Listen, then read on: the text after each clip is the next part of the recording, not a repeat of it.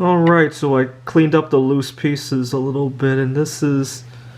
If I can safely get it out of here, it looks like it's going to be the world record biggest bismuth hopper crystal, because I remember seeing a world record. It was held on one hand, and if I get it out of here, I'm definitely going to call the Guinness World Record book. I was just brainstorming some ideas. One thing that immediately comes to mind is some kind of chemical that can dissolve the stainless steel pot without affecting the bismuth, but I don't think that's possible.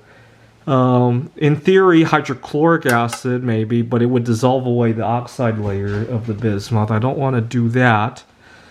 Other than that, just very carefully, because anything that would cut steel would also cut bismuth. Similarly with dissolving. The other alternative, obviously, is to just keep it as is, and this will be the piece, but I don't think that would qualify for the world record. But if I safely get it out of here, I'm selling it for its weight in gold. That's how confident I am about it. I've been making bismuth crystals for a little bit under 6 months now, I want to say. I first did it to get over some, I was dating a Ukrainian refugee, but she wanted romance. I was looking for a friend. I think she also wanted my U.S. citizenship, but that didn't bother me. It was the fact that she wanted romance that was the deal breaker, and I took my mind off of it by doing, I was thinking about my future, and I thought, I have a lot of precious metals. Maybe I need to diversify away and buy some rare earth metals, and I did some reading about it, and I discovered there's only 3 times as much bismuth as there is gold, and it's so much cheaper, and potentially once I get my hands on some, I could play with it, right?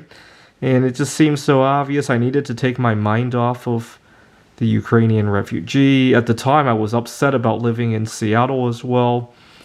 I moved to Phoenix, but I had some other troubles here. We'll get to that in a moment. And so to take my mind off of the stresses of moving and the heartbreak and all that, I started making bismuth art and learned a lot about it during this time. Connected with a lot of people. And I can't wait to get this out of here. It will be just like those... you ever go to a store that has these big geodes of, let's say, was it quartz or something? That are entire doorstops. I want to make something bigger than this, though. It's just such a shame that bismuth is so heavy when it's full of the bismuth liquid, right? Anyway, otherwise I could make more of this stuff. Well, I don't know what to say now. I'm stunned. I still am stunned. But if I get it out of here and it's a Guinness World Record and I go on stage and my starting asking price is gonna be its weight in gold, just as a symbolic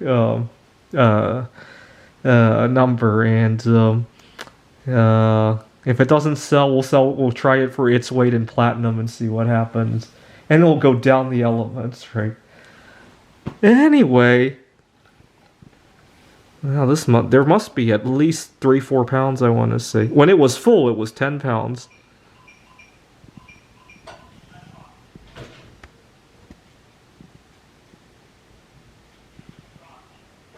Cool. One thing I did notice, a lot of times when I'm doing bismuth, the bismuth seems to attract some weird kind of insect for some reason. And is that a bug in there? No, it isn't. But I've seen insects around my bismuth, and I'm wondering if it's because they're having digestion issues and they're looking for Pepto-Bismol, right? My lord, I'm still in shock. I just wish I had started with a bigger pan. And I probably could have waited a little bit longer, although it's hard to tell, right?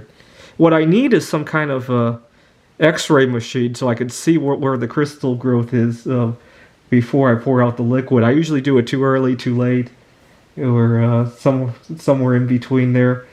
And I don't know. If anybody has an idea for some kind of an X-ray machine, I guess the next best thing is some kind of thermal imaging. There we have it. There's some loose pieces in there. I'll probably shake that out.